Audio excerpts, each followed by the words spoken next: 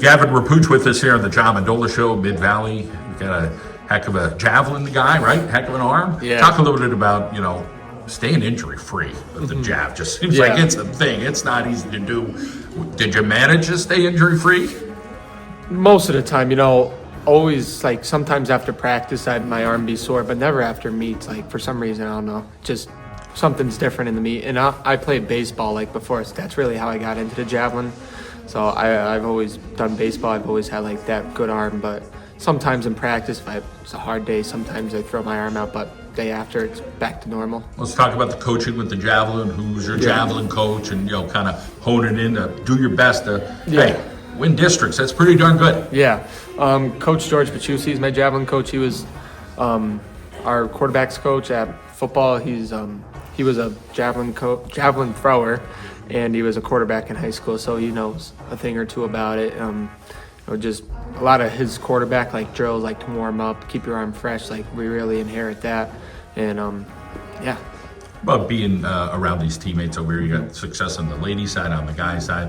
What's it like to kind of hang out and just feel good about everybody's successes? It's a great thing. Everybody wants to do good, the whole team, and I think being around all that success really paves the way for the younger kids to be like, hey, this is really cool. We winning all these gold district medals, silver, bronze, whatever it is, getting cool medals to where, like, I want to do that too. So I think it just paves the way for the younger kids.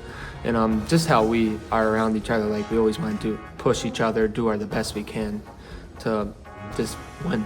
We love winning.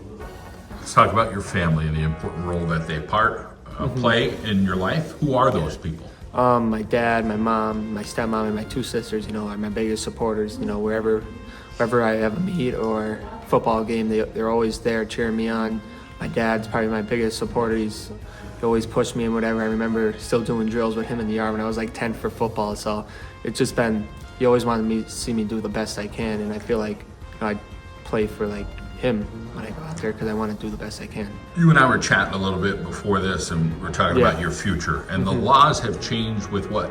State police. Yeah, with what your future is. I mean, it used to be, hey, you got to have a 4-year degree, you got to do this. Yeah. And now it's, hey, you could do this or do that. So let's talk about that future for you. What are the plans right now? As of right now, I want to go to Lackawanna and just enroll in the police academy there.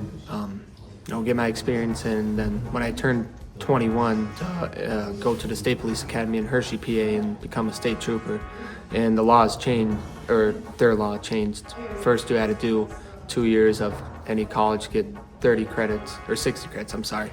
And then they changed it a year or two ago. So I was like, might as well do it. I have a bunch of people that's in law enforcement, and be something I'm really interested in. Now, are there people in the family, or just people that in your circle, or like, hey, it's a great opportunity and it's something I might want to do? Yeah, most of my family is like local police. Like my dad's a local cop up in Scott Township. He's the assistant chief. My uncle's a cop up in Scott Township, then another one in Dixon. And then my cousin, he graduated top of his class, state police, 2 years ago. So he's just being around it, always like hearing what they have to say about the cases they go on and stuff. I'm like, really something I'm interested in. A little bit of a rulesy kind of life, the uncle, the dad, your cousin, all this stuff. Talk a little about. And again, some people are like, hey, this is easy. This is the way of life. I know what to do. Is that just like you feel like, hey, it's in the blood. This is what I'm going to do. And it could be a very bright future. Yeah. Coach Kaz actually is my law teacher. So a lot of stuff I learned over the past year, I'm learning from him. Whenever he asks questions, I'm always the first one to answer because I know a lot, like prior history, and then from him as well. So it just really adds up. And I really don't see myself doing anything else. I love serving people, love helping the community, and I feel like that'd be the best way to do it. Let's talk about him a little bit, your coach. He kind of flies under the radar a little bit, makes real good decisions. Like, hey, there's 32 different decisions I got to make. They're little games. Talk a little bit about his mind, his mentality. So Jacob and I actually had this conversation a week or two ago. I think it was before Jordan relays, actually, and feel like Coach Cass waits till the last minute to put stuff in just because he wants to see what everyone else is doing.